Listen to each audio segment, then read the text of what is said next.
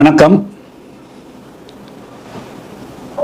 தொழில், கல்வி, மருத்துவம் உள்ளிட்ட பல்வேறு அடிப்படை கட்டுமான வசதிகளில் தென் தமிழகம் நீண்ட காலமாக புறக்கணிக்கப்பட்டிருக்கிறது. தொடர்ந்து புறக்கணிக்கப்பட்டு வருகிறது. இந்த நிலையில் பல்வேறு தொழிற்சாலைகள் அண்மை காலமாக வந்து கொண்டிருக்கின்றன. ஏற்கனவே சில தொழிற்சாலைகளும் இயங்கிக் கொண்டிருக்கின்றன. தென் தமிழகத்தில் தொழில் வளம் பெருகினால்தான் இங்கு இருக்கக்கூடிய இளைஞர்களுக்கு வேலை வாய்ப்பு கிடைக்கும். ஏனெனில் வடக்கு தமிழகம் அல்லது கோவை போன்ற தொழில் நகரங்கள் போன்றல்லாமல் தென் தமிழகத்தில் போதுமான அளவிற்கு வேளாண்மையும் கிடையாது. வற்றாத ஜீவநதிகள் எதுவும் இல்லை. வேளாண்மைகளும் முறையாக இல்லாத நேரத்தில் இங்கு இருக்கக்கூடிய குறிப்பாக தூத்துக்குடி, திருநெல்வேலி, தென்காசி, விருதுநகர், ராமநாதபுரம், தேனி, திண்டுக்கல் அப்டு புதுக்கோட்டை இருக்கக்கூடிய மாவட்டங்களுக்கு இளைஞர்களுக்கு வேலைவாய்ப்பு அளிக்கக்கூடிய ஒன்றே ஒன்று தொழிற்சாலைகள் தான். எனவே அந்த தொழிற்சாலைகள், எந்த தொழிற்சாலைகள் வந்தாலும் அது உள்ளூர் மக்களுக்கு வேலைவாய்ப்பு அளிக்கக்கூடிய தொழிற்சாலைகளாக இருந்திட வேண்டும். ஏற்கனவே தூத்துக்குடி துறைமுகத்தை ஒட்டி பல தொழிற்சாலைகள் இருக்கின்றன. குறிப்பாக கோஸ்டல் எனர்ஜி என்ற மின் உற்பத்தி நிறுவனம் கடந்த 10 ஆண்டுகளாக இங்கே இருந்து வருகிறது. அதே போல அண்மை காலத்தில் வின்ஃபாஸ்ட் என்ற 4000 கோடி ரூபாய் முதலீட்டில் ஒரு கார் தொழிற்சாலையும் இங்கே துவங்கப்பட்டிருக்கிறது.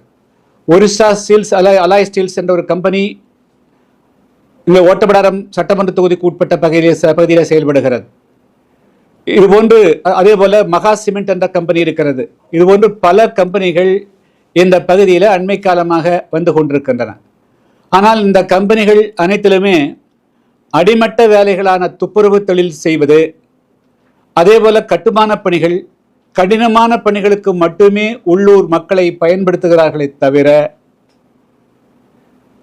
நல்ல அதிகாரமிக்க பதவிகளுக்கு இங்கு இருக்கக்கூடிய உள்ளூர் மக்களை எடுப்பதில்லை என்ற ஒரு மிகப்பெரிய குறைபாடு இருக்கிறது. கடந்த 3-4 மாத காலமாக தொடர்ச்சியாக நான் தூத்துக்குடி மாவட்டத்தில் பல்வேறு பகுதிகளுக்கு சுற்றுப்பிரயாணம் மேற்கொண்டு வருகிறேன். கடந்த வாரத்திலே விளாத்திக்குளத்தில் சென்றேன். அதுக்கு பிறகு கருங்குளம் ஒன்றியத்தில், அதுபோல ஸ்ரீவண்டம் ஒன்றியம், நேற்று கூட ஓட்டப்பிடாரம் பகுதிகளுக்கு சுற்றுப்பிரயாணம் கிராமந்தோறும் 10-12 கிராமங்களுக்கு சென்று வருகிறோம்.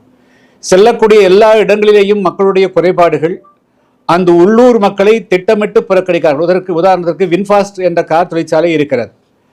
அது மிக புதியமுத்திற்கு மிக அருகாமல் இருக்கக்கூடிய ஒரு கிராமத்தில் இருக்கிறது. ஆனால் அந்த சுற்றுவட்டார கிராம மக்களுக்கு யாருக்கும் ஐடிஐ படித்தவர்களுக்கு யாருக்குமே வேலை கொடுக்கல அப்படிங்கிற அளவுக்கு சொல்லுகிறார்கள். எனவே இந்த குறைபாடுகள் ஒரு மிகப்பெரிய அளவுக்கான ஒரு இந்த பகுதியினுடைய பிரச்சனையாக இருக்கிறது. ஆந்திராவிலிருந்து வரக்கூடியவர்கள், பீகாரிலிருந்து வரக்கூடியவர்களுக்கு அந்த தொழிற்சாலைகளே முன்னுரிமை வழங்கப்படுகிறது. கோஸ்டல் எனர்ஜியில் அதே போல இப்போ கோஸ்டல் எனர்ஜிக்கு ஏவன்பட்டி என்ற கிராமத்தை சார்ந்தவர்கள் 1000 ஏக்கர் நிலம் கொடுத்திருக்கிறார்கள். அதே போல மேலமருதூர் கிராமத்தை சார்ந்தவர்கள் 700 ஏக்கர் கொடுத்திருக்கிறார்கள். ஆனால் அந்த ஊர் இளைஞர்களுக்கு ஏதாவது வேலை வாய்ப்பு அங்கே இருக்கிறது என்று சொன்னால் இல்லை. எல்லாமே கான்ட்ராக்ட் கொடுத்துறாங்க. கான்ட்ராக்டர்கிட்ட அவங்களுக்கு இருக்கக்கூடியது அடிமட்ட துப்புரவு வேலை தான் இருக்கிறது தவிர நல்ல வேலை எதுவும் கிடையாது. இதே போலதான் வின்ஃபாஸ்ட் தொழிற்சாலையும் ஐடிஐ படித்தவர்களுக்கு நிறைய பேருக்கு வேலை வாய்ப்பு கொடுத்திருப்பதாக சொன்னார்கள். ஆனால் நான் கடந்த 1 மாத காலமாக திரட்டிய தகவலில் இந்த தென் தமிழகத்தில், அது குறிப்பாக ஓட்டப்பிடாரம் பகுதியில் இருக்கக்கூடிய அந்த சாமிநத்தம் பகுதியில் தான் அந்த தொழிற்சாலை இருக்குது. ஆயிரக்கணக்கான இளைஞர்கள் இந்த ஓட்டப்பிடாரத்தில் ஐடிஐ படித்தவர்கள், தேவேந்திர சமுதாயத்தை சார்ந்தவர்களுக்கார்கள், மற்ற சிறுபான்மை சமுதாயத்தை சார்ந்தவர்களுக்கார்கள். ஆனால் ஒருத்தருக்கு கூட அந்த ஒரு முக்கியமான வேலைகள் உற்பத்தி சைடில் கொடுக்கல அப்படிங்கிற ஒரு மிகப்பெரிய குறைபாடு இருக்குது. இது எனவே முதல்ல நம்ம இந்தி வேண்டான்னு போராட்டம் நடத்துகிற அரசாங்கம் இருக்குது. ஆனால் இந்தி பேசக்கூடியவர்கள் வேண்டான்னு அவங்க சொல்றதில்ல. அதனால என்ன நடக்குது அப்படின்னா, 1000 கோடியில 2000 கோடியில் 4000 கோடியில தொழிற்சாலைகள் துவங்கப்பட்டதாக பெருமை பேசிக்கொள்ளக்கூடிய அரசு, அந்த தொழிற்சாலைகள் துவங்கப்படுகின்ற பொழுது அந்த உள்ளூர் மக்களுக்கு முக்கியத்துவம் கொடுத்து அங்கு படிக்கக்கூடிய ஏழை மக்கள், எளிய மக்கள், தகுதி வாய்ந்தவர்களை அவர்களை உருவாக்கியவர்களுக்கு வேலை வாய்ப்பு கொடுப்பதற்கு பதிலாக அவர்களை முற்றாக புறக்கணிக்கப்படக்கூடிய ஒரு சூழ்நிலை நம்முடைய தூத்துக்குடி மாவட்டத்தில், அதே போல கங்கை கொண்டான் பகுதியிலேயும் இருக்குது. இது மாதிரி பல பகுதிகள் இருக்குது. அதனால மொத்தமாக இனிமேல் எந்த தொழிற்சாலைகள் தென் தமிழகத்தில் துவைக்கிறார்கள், ஏற்கனவே துவங்கப்பட்டிருக்கக்கூடிய தொழிற்சாலைகளிலும் கண்டிப்பாக உள்ளூர் மக்களுக்கு முக்கியத்துவம் கொடுத்து அவர்களுக்கு நிரந்தரமான வேலை வாய்ப்புகளை கொடுக்கப்பட வேண்டும் என்று வலியுறுத்தி இதுக்கு ஒரு சட்டமே தமிழ்நாடு அரசு இயற்ற வேண்டும் என்று வலியுறுத்தி புதிய தமிழகம் கட்சியின் சார்பாக செப்டம்பர் மாதம் 30ஆம் தேதி அன்று ஆயிரக்கணக்கான மக்களை திரட்டி இங்கே நாங்கள் ஒரு போராட்டத்தை நடத்துவதற்கு முடிவு செய்திருக்கிறோம். அதே போல இங்க பொட்டலூர் அணியில 3 மீன் கழிவு ஆலைகள் துவங்கப்பட்டு அது அந்த பகுதி மக்களுக்கு மிகப்பெரிய பாதிப்பு உண்டாக்குது. அந்த ஆலைகளையும் மூட வேண்டுங்கிறது வேண்டுகோள். அதனால முக்கியமா புதிய தொழிற்சாலைகளை முதலீட்டோடு தொடங்குவது முக்கியம் அல்ல. அது தொடங்குவதே இங்க இருக்கக்கூடிய தென் தமிழகத்தில் விவசாயமும் இல்லாம வேறு எந்த தொழிலும் இல்லாம இவர்கள் கோயம்புத்தூருக்கும் திருப்பூருக்கும் பிற பகுதிகளுக்கும் இடம்பெயரக்கூடிய ஒரு அவல்நிலை இருக்குது. அதை தடுத்து நிறுத்துவதற்காகத்தான் அந்த தொழிற்சாலைகளே வருகின்றன. ஆனால் அந்த உள்ளூர் மக்களுக்கு அந்த தொழிற்சாலைகள் வேலை கொடுக்காமல் அந்த மக்களை புறக்கணிக்கிறார்கள். எனவே இதுக்கு தமிழ்நாடு அரசு இனிமேல் எந்த தொழிற்சாலைகள் துவங்கினாலும் உள்ளூர் மக்களுக்கு தான் முக்கியத்துவம் கொடுக்கப்பட வேண்டும் என்ற விதிமுறைகளோடு அந்த தொழிற்சாலைகள் தொடங்கப்பட வேண்டும். ஏற்கனவே இருக்கக்கூடிய தொழிற்சாலைகளும் அந்த விதிமுறைகளை பின்பற்ற வேண்டும் என்று வலியுறுத்தித்தான் செப்டம்பர் மாதம் 30ஆம் தேதி புதிய தமிழகம் கட்சியினுடைய முன்னெடுப்பில் எனது தலைமையில் இந்த ஆர்ப்பாட்டம் தூத்துக்குடி மாவட்ட ஆட்சியர் அலுவலகம் முன்பாக ஆர்ப்பாட்டம் நடைபெற இருக்கிறது. அடுத்ததுங்க, நான் தொடர்ச்சியாக இந்த பகுதியில் தூத்துக்குடி மாவட்டத்தில் விளாத்திக்குளம், புதூர், அதே போல் நம்முடைய பகுதிகளை சுற்றுப்பிரயாணம் போனதில் பல புகார்கள் இருக்குதுங்க. விளாத்திக்குளம் ஊராட்சி ஒன்றியத்தில் கீழவைப்பார் ஊராட்சியில் ஸ்ரீ வைகுண்ட பெருமாள் புரம் அப்படிங்கிற ஒரு கிராமத்தில் 437 நம்பர் சர்வே நம்பர் கண்மாய்ங்க. அந்த கண்மாயை சுற்றி 300 ஏக்கர் நன்சை நிலம் இருக்குது, அதே புன்சை நிலங்கள் இருக்குது. ஆனால் இந்த கண்மாய்க்கு வரக்கூடிய வரத்தை அங்கே இருக்கக்கூடிய மேரி அதாவது சால்ட் அப்படி மாரித்தாய் சால்ட் நிறுவனம் கம்ப்ளீட்டாக ஏறக்குரிய ஒட்டுமொத்தத்தில் அந்த குளம், அதுக்கு வரக்கூடிய வரத்து கால்வாய், சுற்றி இருக்கக்கூடிய புறம்போக்கு நிலங்கள் ஏறக்கூடிய 300 ஏக்கர் நிலங்களை அவங்க ஆக்கிரமிச்சதாக தகவல் வருதுங்க. அந்த புகார் இடத்துல கொடுத்துக்கிறாங்க. அந்த நிலத்தை மீட்க வலியுறுத்தி தொடர்ந்து அந்த மக்கள் மாவட்ட ஆட்சியரை சந்திச்சுக்கிறாங்க. அதே போல் நீதிமன்ற வழக்கத்தை கொடுத்துக்கிறாங்க. இருந்தாலும் கூட அந்த தனியார் கம்பெனிக்கு சாதகமாகத்தான் மாவட்ட வருவாய்த்துறை அதிகாரிகள் நடந்து கொள்கிறார்கள் தவிர அந்த ஏழை எளிய மக்களுடைய விவசாயங்கள் பாதிக்கப்படாமல் இருக்கக்கூடிய வகையில் நீர்நிலை ஆக்கிரமிப்பை அகற்றி அந்த மக்களுடைய வாழ்வாதாரத்தை பாதுகாக்க தவறுகிறார்கள். எனவே இந்த விஷயம் குறித்தும் அந்த ஆர்ப்பாட்டத்திலே நாங்கள் குரல் கொடுப்போம். அடுத்து கடந்த 12/8/2025 அன்று தூத்துக்குடி இருக்கக்கூடிய அரசு பாலிடெக்னிக்ல ஒரு மாணவன் வெடிகுண்டை, அந்த நாட்டு வெடிகுண்டை கொண்டு அது வகுப்பறையில் வைத்து அந்த வகுப்பறையில் அது வெடித்து மாதவன் என்ற ஒரு மாணவனுக்கு பாதிப்பு ஏற்பட்டு அந்த மாணவன் தன்னுடைய கையை முழுமையாக 4 விரல்கள் இழந்திருக்கக்கூடிய ஒரு சூழ்நிலை இருக்குதுங்க. ஆனால் இதுவரையிலும் முறையான எஃப்ஐஆர் இந்த கொண்டு வந்த மாணவன் யாரு, எதுக்கு கொண்டு வந்தான், ஒரு கல்லூரிக்கு இது மாதிரி வெடிகுண்டு கொண்டு வரலாமா, அதுக்குண்டான ஒரு நடவடிக்கை கூட எடுக்காமல் இருக்கிறாங்க. அதுபோல் இந்த பையனுக்கு இந்த மாணவன் மாதவனுக்கு ஒரு மிக லைஃப் லாங் இளைஞர், 17 வயசு இளைஞன், அவன் கை போயிடுச்சு அப்படின்னா அதுக்கு பிறகு அவனால் வாழ்வாதாரத்துக்கு எதுவுமே செய்ய முடியாது. எனவே அவனுடைய வாழ்வாதாரத்துக்கு மாற்று வழியை மாவட்ட நிர்வாகம் தமிழ்நாடு அரசு செய்தரணும். அதே போல வெடிகுண்டை கொண்டு வந்தவர்கள் மீது கடுமையான நடவடிக்கை எடுத்து இவ்வாறு பள்ளி கல்லூரிகளில் மீண்டும் இந்த மாதிரி கலாச்சாரங்கள் முதல் சாதிய கலாச்சாரம் இப்பொழுது இந்த அளவுக்கு ஒரு வன்முறை கலாச்சாரங்கள் கல்லூரிகளிலே பரவுவது, இதையெல்லாம் தடுத்துவதற்கு நடவடிக்கை எடுக்கணும். ஆனால் அந்த எஃப்ஐஆர்ல குற்றவாளி யார் அப்படிங்கிறதும் இது வெடிகுண்டு அப்படிங்கிறதையும் ரெண்டையுமே அந்த பாலிடெக்னிக்கும் மறைக்கிறாங்க, போலீஸும் மறைக்கிறதாக சொல்லப்படுகிறது. இது அது தவறான நடைமுறை. இதுபோல காவல்துறையும் இந்த மாதிரி வழக்குகளில் ஒரு குற்றவாளிகளை பாதுகாக்கும் நடவடிக்கை எடுக்கிறதா மாணவர்கள் மத்தியில் மீண்டும் மீண்டும் இது போன்ற வன்முறையில் ஈடுபடுவதற்கு ஏதுவாக இருக்கிறது. அதனால் உடனடியாக அதுக்கு சம்பந்தப்பட்ட அந்த மாணவர் கொண்டு வந்த மாணவர் மீது கடுமையான வழக்கு பதிவு செய்யணும். பள்ளி கல்லூரிகளில் தென் தமிழகத்தில் தூத்துக்குடி, திருநெல்வேலி மாவட்டங்கள் ஏற்கனவே பல இடங்கள் இந்த மாதிரி பிரச்சனைகள் பரவி வருகிறது. இது இன்னும் உச்சகட்டமாக வெடிகுண்டு வரக்கூடிய அளவுக்கு மோசமான நிலை இருக்கிறது. அதனால் கடுமையான நடவடிக்கை எடுக்க வேண்டும் என்று நான் வலியுறுத்துகிறேன். மேலும் அந்த மாணவனுக்கு உரிய நஷ்டீடு அந்த குடும்பம் அவங்களுடைய 1989 SC/ST அட்ராசிட்டி ஆக்ட் படி அவங்களுடைய சொத்தை பறிமுதல் செய்த இவங்களுக்கு நஷ்டீடு கொடுக்கலாம். அதான் 1989ஆம் ஆண்டு வன்கொடுமை தடுப்பு சட்டம் மற்றும் 1992 அதனுடைய விதிகளின்படி அந்த யார் பாதிப்பு உண்டாக்குனாங்களோ பாதிப்பு அடைந்தவர்களுக்கு அவருடைய சொத்தை பறிமுதல் செய்து கொடுக்கலாம் அப்படிங்கிறது அவருடைய விதிமுறை இருக்குது. அந்த அரசும் அவங்களுக்கு உரிய நட்டீடு கொடுக்கணும். அந்த பையனுக்கு வாழ்வாதாரத்துக்கு ஒரு அரசு வேலையை கொடுக்கணும். அதே போல அந்த அவங்களுடைய சொத்தை பறிமுதல் செய்தும் கொடுத்தா தான் இது போன்று எதிர்காலத்தில் இந்த தவறு நடக்காமல் தடுக்க முடியுங்க. அப்புறம் நேற்று நாங்கள் கீழத்தட்டப்பாறை, மேலத்தட்டப்பாறை உட்பட பல கிராமங்களுக்கு சென்றோங்க. பல கிராமங்களில் வீட்டு மனைகளே இல்லைங்க. இப்போ மேலத்தட்டப்பாறையில் 58 குடும்பங்கள் முக்கியமான இடத்துல இருந்துட்டு இருக்கிறாங்க. அவங்களுக்கு வந்து 15 தலைமுறை இருக்கிறதா சொல்றாங்க. அவங்களுக்கு வந்து கேட்டா எங்களுக்கு தூத்துக்குடி மாவட்ட வட்டாட்சியர் அலுவலகத்தில் வந்து பட்டா ரெடிங்கிறாங்க. ஆனா பட்டா கொடுக்காமயே அந்த மக்களை வந்து தொடர்ந்து எடுத்துட்டு ஒவ்வொருத்தரும் விஏ லஞ்சம் கேட்கறது, ஆர்ஐ லஞ்சம் கேட்கறது, தாசில்தார் லஞ்சம் கேட்கறது, இதுபோல ஊழல் மலிந்து அந்த மக்களுக்கு வந்து 15 தலைமுறையாக குடியிருக்கக்கூடியவர்களுக்கு வீட்டு மனை கூட கொடுக்காத ஒரு நிலை இருக்கிறது. இதெல்லாம் வந்து மாவட்ட நிர்வாகம் சரி செய்யணும். முக்கியமாக வந்து நான் வலியுறுத்தக்கூடிய அதாவது இந்த உள்ளூர் வாசிகளுக்கு புதிய தொழிற்சாலைகள் தொடங்கக்கூடிய எல்லா காலகட்டத்திலும் வந்து அதை ஒரு கட்டளையாக இட்டு அதை ஒரு நிபந்தனையாக விதித்து இனிமேல் தொழில் தொடங்குவதற்கு அனுமதி அளிக்கணும். தொடங்கக்கூடிய தொழிற்சாலைகள் வந்து உடனடியாக வந்து அந்த நிபந்தனை நிறைவேற்ற வேண்டும். அதாவது உள்ளூர் வாசிகளுக்கு வேலை வாய்ப்பு அளிக்கணும். குறிப்பாக அனைத்து சமுதாயத்திலும் இருக்கணும், ஒரே குறிப்பிட்ட சாதி இருக்கக்கூடாதுங்க. அது ரொம்ப முக்கியமானது. இதை வந்து நான் வலியுறுத்துகிறேன். அதான் பாலிடெக்னிக் ஐடி ரெண்டு தான். பாலிடெக்னிக் படித்தவங்க நிறைய பேர் இருக்கிறாங்க, என்ஜினியர் படித்தவங்க கூட இருக்கிறாங்க அந்த ஏரியாவில். சாமிநாதத்தை சேர்ந்து புதியமுத்தூரில் நேற்று லிஸ்ட்டு கொடுத்தாங்க, ஏவின் பட்டியில் கொடுக்குறாங்க, எல்லாருமே கொடுக்குறாங்க. ஆனால் வந்து உள்ளே போனால் ஏதாவது ஒரு காரணத்தை சொல்லி நிராகரிக்கிறாங்கன்னு சொல்கிறாங்க. சர்டிஃபிகேட் வந்து எஸ்எஸ்எல்சி கொண்டான்னு சொல்கிறாங்க, சாதி பார்த்தோன்னே புறக்கணிக்கப்படுகிறதாக அவங்க சொல்கிறாங்க. அது ஐடிக்கும் டிப்ளமோ பாலிடிக்ஸ்க்கும் இன்ஜினியர் எல்லாமே ஒரே கேட்டகரி தானுங்க. மினிமம் வந்து ஐடி இருந்தாலே போதும், பாலிடெக்னிக் ரெண்டு ஒன்று தான் பெருசு ஒன்றாங்க. ரெண்டாம் டூல்ஸ் வந்து அவங்களுக்கு வந்து சில இயந்திரங்கள் என்ன மேக்ஸிமம் ரோபாட்டி தான் ஹேண்டில் பண்ணும், இவங்க அசிஸ்ட் தான் பண்ணுவாங்க. ஸோ மினிமம் எக்ஸ்பீரியன்ஸ் நாலேஜ் இருந்தாலே போதும். அதனால் வந்து அவங்களுக்கு வந்து சர்டிஃபிகேட் இருந்தால் அவங்க வந்து படிச்சிருந்தாங்கன்னா அவங்கள மீண்டும் வந்து பயிற்சி கொடுத்து அவங்கள பண்ணலாம். ஆனால் சர்டிஃபிகேட்டை கொண்டு வர சொல்கிறது, சர்டிஃபிகேட் பார்த்துட்டு மீண்டும் கூப்பிட்ற சொல்லி திருப்பி அனுப்புகிறாங்க. தூத்துக்குடி பாலிடெக்னிக்ல 250 பேர் மாணவர்கள் எடுத்துக்கணும்னு சொல்லி சொன்னாங்க. பட் ஆனால் அது வந்து இந்த தென் தமிழகத்தில் தேவேந்திர வேளாளர் தான் அதிகமானவங்க. அவங்க ஒரு 10 பேரும் கூட உள்ள போலிங்கிறாங்களே. நான் எல்லா கிராமத்திலும் விசாரிச்சினேன். அவங்களாம் யார் என்ன அப்படிங்கிறது கம்ப்ளீட்டாக வந்து வெள்ளையறிக்கை கொடுக்கணும். அந்த ஒருத்தர் பிஆர்ஓ ஒருத்தர் பேசினார் இல்லைங்களா, அவங்க 250 பேர் எந்த பாலிடெக்னிக் படித்தவங்க, அவங்க என்னென்ன சமுதாயத்தை சேர்ந்தவங்க கொடுக்கணும்.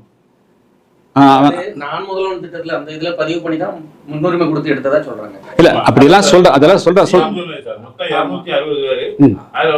அரசே முறைகேடா இது பண்ணுறாங்க. இல்ல அதாவது இல்ல அப்படி சொல்றாங்க. ஆனால் கள நிலவரம் அதுபோல இல்லை. அதாவது அவர்கள் அப்படி சொல்லுகிறார்கள், கள நிலவரம் அதுபோல இல்லை. இந்த சமுதாயத்தை சார்ந்தவர்கள் யார் ஒரு 10 பேரும் கூட அந்த அவங்க படித்த படிப்புக்கு பிஇ அல்லது டிப்ளமா படித்த படிப்புக்கு உண்டான வேலைக்கு உள்ளெடுக்கல, சான்றிதழ் கொண்டு வர சொல்கிறாங்க, நிராகரிக்கிறாங்க. அப்படிங்கிறது தான் புகார் வருது. 250 பேரில் ஒருவேளை வந்து இவங்களுக்கும் ஒரு 40-50 பேர் சேர்த்து இருந்துக்கிறாங்க அப்படிங்கிற ஆதாரத்தோடு கொடுத்தால் நாம் வந்து அதை ஏற்றுக்கிறோம். அது இல்லாத பட்சத்தில் அந்த குற்றச்சாட்டு ஸ்டாண்ட் ஆகுது. அது மட்டும் இல்லை, முதல்ல வந்துங்க இதே கோஸ்டல் எனர்ஜியில் 1000 ஏக்கரா வந்து ஏஎம் இப்படி கொடுத்துக்கிறாங்க, 600, 700, 800 ஏக்கரா வந்து மேலே மருந்து கொடுத்துக்கிறாங்க. அவங்க வெறும் துப்புரவு தானே பயன்படுத்துகிறாங்க, பாக்கி எல்லாமே இந்திக்காரத்தானே எடுத்துக்கிறாங்க. ஒரிசா ஸ்டீல்ஸ் அப்படி தானே சொல்கிறாங்க. நல்ல வேலைக்கு வந்து இவங்க கட்டுமான வரையும் வைக்கிறாங்க, அது ஒரு ஸ்டேஜுக்கு மேலே வந்து கம்ப்ளீட்டாக வெளி மாநிலத்துக்காரர் எடுத்துடுறாங்க. சார் வந்து எனக்கு கிடைத்த தகவலுடைய அடிப்படையில் வின்ஃபாஸ்ட் ஃபேக்டரியில் எடுத்ததில் 250 பேர் எடுத்தால் சொல்லப்படுறதில்ல. அந்த 18% வைத்தால் கூட அந்த 18% பேர் ஷெட்யூல்டு காஸ்ட் இல்லை, தெந்தப்படுத்த தேவேந்திர வேளாளர் இல்லை. ஆதாரம் கொடுத்தாங்கன்னா நான் ஏற்றுக்கிறேன், அவ்வளோதான். அதாவது வந்து ஆதாரபூர்வமாக இதில் இத்தனை பேர் எஸ்சி இருக்கிறாங்க, பிசி எம்பிசி இருக்கிறாங்க, அது முறையாக நாங்கள் ஒரு சாதி யாரும் எடுக்கல, எந்த சாதியும் புறக்கணிக்கல, ஒரு சாதிக்கு முக்கியத்துவம் கொடுக்கல, எந்த சாதியும் புறக்கணிக்கவில்லை, எல்லாரும் பேலன்ஸாக இருக்கிறாங்க அப்படின்னு சொல்லணும். இந்த தமிழகத்தில் எல்லா சமுதாயம் தான் பாதிக்கப்படுறாங்க, ஒரு சமுதாயம் கிடையாதுங்க. யாருக்கு 100 ஏக்கர் விவசாயிக்கும் வந்து பாதிப்பு இருக்குது. ஏன்னா பெரிய அளவுக்கு வந்து அந்த நிலத்தை வித்தாத்தான் உண்டு தவிர அதர்வைஸ் அவங்க விவசாயத்தை நம்பி ஒன்றும் பண்ண முடியாது. ஸோ எல்லா சமுதாயம் மிங்கிலாக இருக்கணும். அமெரிக்கால இந்திய இறக்குமதி பொருட்களுக்கு 50% வரி விதிச்சிருக்காங்க. இந்தியாவில் வந்து சீ ஃபுட் ஏற்றுமதி வந்து ரொம்ப பாதிச்சு, குறிப்பாக தமிழ்நாடு, தூத்துக்குடி உட்பட மிகப்பெரிய அளவில் ஒரு பாதிப்புக்குள்ளாகுது. 500 டன் வரைக்கும் ரிட்டர்ன் வரக்கூடிய சூழ்நிலையும் இருக்கு சார். அதாவதுங்க இது வந்து ஒரு மிக மிக எதிர்பார்க்காத ஒரு அசாதாரணமான ஒரு சூழல். இதை வந்து இந்திய இருக்கக்கூடிய தொழில் முனைவோர் சந்தித்தே தீர வேண்டும். இதை வந்து வெறும் பொருளாதார முடக்கம் என்று மட்டும் பார்க்கக்கூடாது. இதை வந்து ஒரு யுத்த காலகட்டமாகத்தான் பார்க்கணும். எனவே வந்து வரக்கூடிய காலகட்டங்களில் இதை விட மோசமாக கூட சூழ்நிலைகள் உருவாகலாம், இதை விட நல்லாவும் இருக்கலாம். ஆனால் அமெரிக்காவினால தொடர்ந்து வந்து இந்தியாவினுடைய பொருட்களை, அனைத்து பொருட்களையும் நிராகரிக்க முடியும், வரி விதிக்க முடியுமா அப்படிங்கிறது கேள்விக்குறி இருக்குதுங்க. ஏன்னா பல விஷயங்களில் எலக்ட்ரானிக் ஐட்டம்ஸு, இதெல்லாமே வந்து நம்முடைய இந்தியாவிலிருந்து சொல்லக்கூடியது தான் அவங்க நம்பி இருக்க வேண்டி இருக்குது. அவர் வந்து அங்கே உள்நாட்டிலும் நிச்சயமாக எதிர்ப்பை சம்பாதிக்கக்கூடிய சூழ்நிலைகள் உருவாகும். அப்போது ரிலாக்ஸ் பண்ணலாம். இது ஒரு இடைப்பட்ட ஒரு சிரமமாகத்தான் இருக்குமா என்று நான் கருதுகிறேன். அதே சமயத்தில் தொழில் முனைவர்கள் இப்போ திருப்பூரில் பின்னல் அடை பாதிப்பு வருதுங்க. ஆம்பூர், வேலூர், ராணிப்பேட்டையில் தோல் சம்பந்தமாக பிரச்சனை வருதுங்க. திருச்சி பகுதியில், மணப்பாறை பகுதியில் கம்ப்ளீட்டாக இது செயற்கை வைரம் ஆச்சுங்களா, அது பாதிப்பு வருது. நம்முடைய தூத்துக்குடி பகுதியில் வந்து நம்ம இது அதாவது வந்து சீ ஃபுட்ஸ் பாதிப்பு இருக்குது. எனவே மோரால்லெஸ் எல்லா ஒரு 50,000 கோடி ரூபாய்க்கான அமெரிக்காவுக்கு ஏற்றுமதி பாதிப்பு வரத்தான் செய்கிறது. இதை வந்து ஒரு தற்காலிகமாக எல்லா தொழில்முறையும் சேர்ந்து தான் நாம் வந்து இதை சமாளிக்கணும் என்று சொன்னால், இது இந்தியாவினுடைய இறையாண்மை சம்பந்தப்பட்ட விஷயம், இந்தியாவினுடைய கௌரவம் சம்பந்தப்பட்ட விஷயம். இந்தியா எந்த நாட்டோடு தொடர் வைக்கணும், வர்த்தகம் செய்யணும், யாரோட வர்த்தகம் செய்யக்கூடாது என்று எங்கோ யாரோ உட்கார்ந்து வந்து டிக்டேட் பண்ணால் அது காலனி அதிகமாக போயிடும். ஆனால் இந்தியாவுடைய கௌரவத்தை எந்த காலத்தில் நான் விட்டு கொடுக்க வேண்டிய அவசியமே கிடையாது. அதனால் இதில் வந்து இந்தியா வந்து துணிஞ்சு நிற்கணும். நிச்சயமாக இந்த பிரச்சனை தொடராது. இது வந்து அடுத்த நிலைக்கு இந்தியா போல உற்பத்தியாளர்களால் இதை தாக்கு பிடிக்க முடியும். தற்போது வந்து அவங்க உற்பத்தி பண்ணது சில நஷ்டங்களை வரத்தான் செய்யும். ஆனால் உள்நாட்டு சந்தையை, லோக்கல் மார்க்கெட்டை வந்து என்ன 142 கோடி பேர் இருக்கிறோம். இந்த லோக்கல் மார்க்கெட்டையும் அவங்க ஸ்ட்ரென்தன் பண்ணணும். அதுபோக வந்து ஆப்பிரிக்க நாடுகள் இருக்குது, கிழக்காசிய நாடுகள் இருக்குது, லத்தீன் நாடுகள் இருக்குது, பல நாடுகள் இருக்குது. அந்த நாடுகளுக்கும் நம்முடைய லாபத்தை குறைச்சிட்டு ஏற்றுமதி செய்யறதுக்கு உண்டான வழிகளில் தொழில் முனைவோரும் அது தங்களை ஆயத்தப்படுத்திக்கணும். ஏன்னா இது வந்து திட்டமிட்டு செஞ்சதில்லை. இது வந்து ரஷ்யாவோடு எந்த விதமான உறவும் வைத்துக் கொள்ளக்கூடாது என்று அமெரிக்கா டிக்டேட் பண்ணுதுங்க, நிர்பந்தம் பண்ணுது. இப்போது இந்த கடந்த 4 வருஷமாக நம்மளுக்கு வந்து ரஷ்யாவிலிருந்து வரக்கூடிய எண்ணெயினால் தான் நம்மளுக்கு பெட்ரோல் டீசல் இல்லாமல் இருக்கிறோம். இல்லைன்னா இன்னைக்கு வந்து பெட்ரோல் டீசல் விலை 200 ரூபா, 250 ரூபா, 300 ரூபாய்க்கு போயிருக்கும். ஸோ இந்தியாவுடைய பொருளாதாரமே அங்கிருந்து வரக்கூடிய அந்த குறைந்த விலைக்கு வாங்குறதுனாலையும், சப்சிடியில் வாங்குறதுனாலையும், ரூபாயில் வாங்குறதுனாலே நம்மளால ஸ்டேபிளாக இருக்க முடியும். அதை ஸ்டெபிலைஸ் பண்ணி அதை வந்து டீஸ்டெபிலைஸ் பண்ணிட்டோம்னா இந்தியா வந்து மிகப்பெரிய சிக்கலுக்கு போயிருக்கு. ஏன்னா பெட்ரோல் டீசல் விலை உயர்ந்துச்சுன்னா பாக்கி எல்லா பொருள் விலையும் 10 மடங்கு உயர்ந்து போயிடும், எல்லாருடைய வாழ்க்கையை பாதிக்கும். அதனால இப்போ இது வந்து குறிப்பிட்ட சில பேருக்கு பாதிப்பு இருக்குது, தொழிலாளர்களுக்கு பாதிப்பு வரலாம். அது வந்து கொஞ்சம் கஷ்டமாக தான் இருக்குது. இருந்தாலும் கூட அது நம்முடைய தொழில் முனைவோர்கள் அதை சமாளிக்க முடியும். அவர்கள் திறமையானவர்கள் அப்படின்னு நான் நம்புறேன். இல்லை, அதாவது இந்திய அரசாங்கம் உடனடியாக ஒன்றும் எடுக்க முடியாதுங்க. இப்போ வந்து அதுக்கு பதிலாக வந்து இப்போ வந்து அமெரிக்காவோட உறவை விட்டுட்டு இப்போ வந்து ரஷ்யா மற்றும் சீனாவோடு நம்முடைய நாடு வந்து பெரிய உறவை வெளிப்படுத்துகிறாங்க. ஸோ இது நேச்சுரலாகவே அது ஒரு வழி பிறக்கும். வந்து இந்தியா வந்து இந்த ஒரு பெரிய நஷ்டத்துக்கு ஆளாகக்கூடியவர்களுக்கு அந்த சப்சிடி வந்து கொஞ்சம் கொடுத்து அவங்களையும் கை தூக்கி விடணும். சிறு முதலாளிகள் அவர்கள் வந்து இதை நம்பி மட்டுமே இருக்கக்கூடியவர்கள் இருப்பாங்க. அவங்களுக்கு அந்த டேக்ஸ் பெனிஃபிட் ஒன்று இருக்குதுங்க. அதை வந்து கொஞ்சம் ஏர்லியாக கொடுத்து ரிட்டர்ன் கொடுத்து அவங்கள வந்து காப்பாற்றலாம். அதுவும் செய்யலாம். டேக்ஸ் பெனிஃபிட் கொடுக்கலாங்க. இல்லை, இப்போ தான் வந்திருக்குதுங்க. இது வந்து ஒரே ஒரு லாட்லேயே இந்த கம்பெனியெல்லாம் மூழ்கிறார் ஆச்சுங்களா. இது வந்து இன்னும் பொறுமையாக போகும். அமெரிக்கா இப்படி தொடர்ந்து இருப்பதற்குண்டான வாய்ப்பு ரொம்ப குறைவு ஆச்சுங்களா. அவங்களாம் சஸ்டெயின் பண்ண முடியாது. இந்தியாவில் இருக்கக்கூடிய பொருள் கொஞ்சம் தரமெல்லாம் இருக்குது, பல விஷயங்கள் இருக்குது.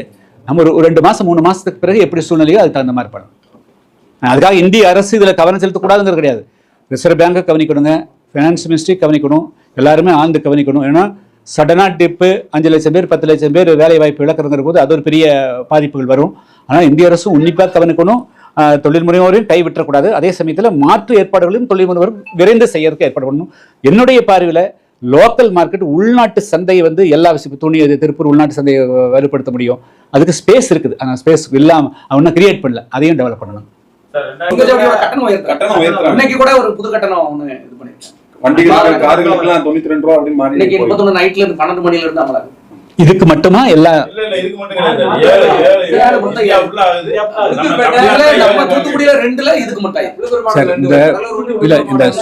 இந்த சுங்கச்சாவடிகளே அதுலேயே ஒரு பெரிய மால்பிராக்டிஸ் நடக்கிற மாதிரி தெரியுது சார். என்ன வசூல் பண்ணுறாங்க, அது எங்கே போகுது, எதுக்காக வசூல் பண்ணுறாங்க அப்படிங்கிறது ஒரு பெரிய மர்மமாக இருக்குது. இது குறித்தே இந்த சுங்கச்சாவடிகள் குறித்தே ஒரு வெள்ளை அறிக்கை வெளியிடணும் சார்.